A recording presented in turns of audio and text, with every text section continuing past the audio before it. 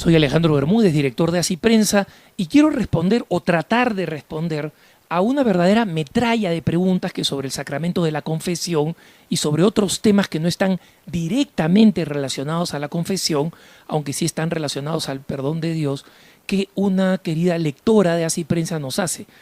Quisiera pedirle a las personas que en general traten de sintetizar las preguntas. Comprendo que muchas veces hay inquietudes complejas, pero el tiempo natural de este podcast no permite responder a tantas preguntas a menos que caigamos en el simplismo, que es lo que hace que muchas personas se confundan.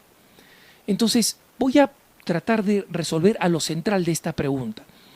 La persona pregunta cómo funciona la contrición perfecta y la contrición imperfecta, que en realidad no existe, se llama atrición, ¿no?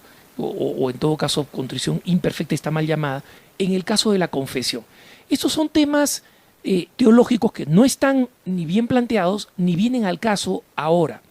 Vamos a decir una cosa muy sencilla. El sacramento de la confesión sabemos que es fundamentalmente un sacramento de muertos. ¿A qué se refiere la Iglesia con un sacramento de muertos? Un sacramento que se le da a aquellos que pueden estar en ruptura con la gracia de Dios, es decir, en pecado mortal o en pecado original. El bautismo es sacramento de muertos, la unción de los enfermos es sacramento de muertos, la confesión es sacramento de muertos. Pero no solamente es sacramento de muertos porque nos saca del pecado gracias a la absolución. Pero también personas que no están en estado de pecado mortal, como por ejemplo aquellos que están en pecado venial o aquellos que están viviendo imperfecciones en la vida, también pueden y deben recurrir a la confesión con una cierta regularidad. ¿Cuál regularidad? Cada uno lo tiene que ver en conciencia, ¿no? Pero con una cierta regularidad.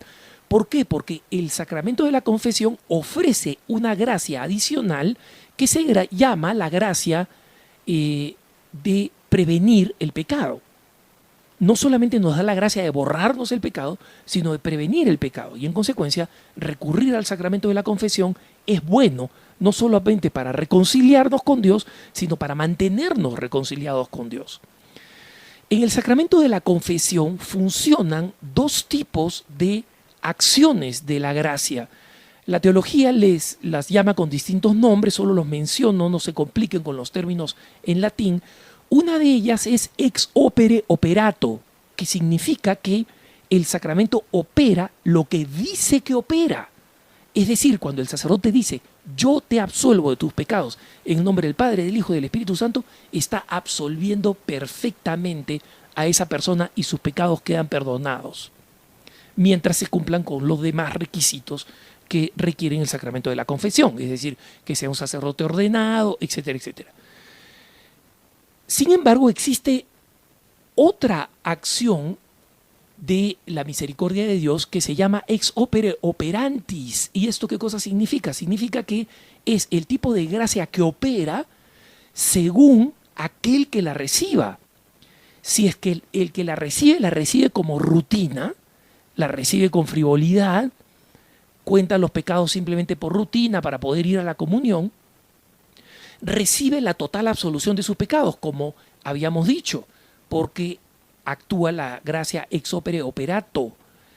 Pero la diferencia entre la confesión de un rutinario que no toma en cuenta el valor verdadero de la confesión y la confesión de un santo está precisamente en la diferencia que hay entre la actitud del santo con la ex opere operantis y la actitud del mediocre con la ex opere operantis. El arrepentimiento, el dolor de corazón, el propósito firme de nunca más pecar en el santo es tan intenso que el retorno de la gracia que recibe es infinitamente mayor.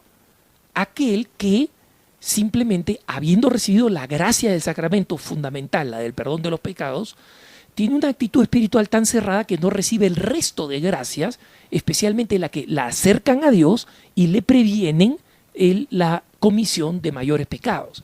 Entonces, esto es lo esencial de la confesión. No hay que entrar acá con regla de cálculo a ver, bueno, pero si la persona tiene un acto de contrición o no tiene un acto de atrición, simplemente es decir, le da pena a sus pecados, pero por otras razones, porque no tiene miedo de ir al infierno, mientras que el otro lo hace simplemente por amor a Dios. Miren, esas cosas nosotros no lo sabemos. Nosotros sabemos que la persona que está en plena y absoluta amistad con Dios se va al cielo.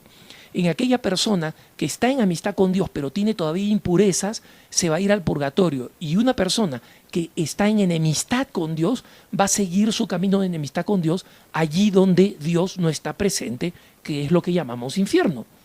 Entonces, no entremos a cálculos acá de que si la persona hace esta contrición o esta atrición, sobre todo porque nadie la puede medir.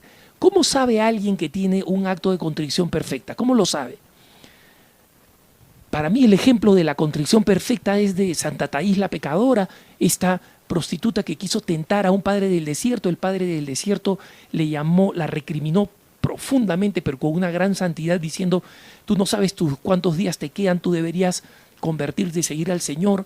Esta mujer prostituta se conmovió, siguió al padre del desierto. El padre del desierto le asignó un lugar en el desierto y después de 24 horas no supo nada de ella, había desaparecido.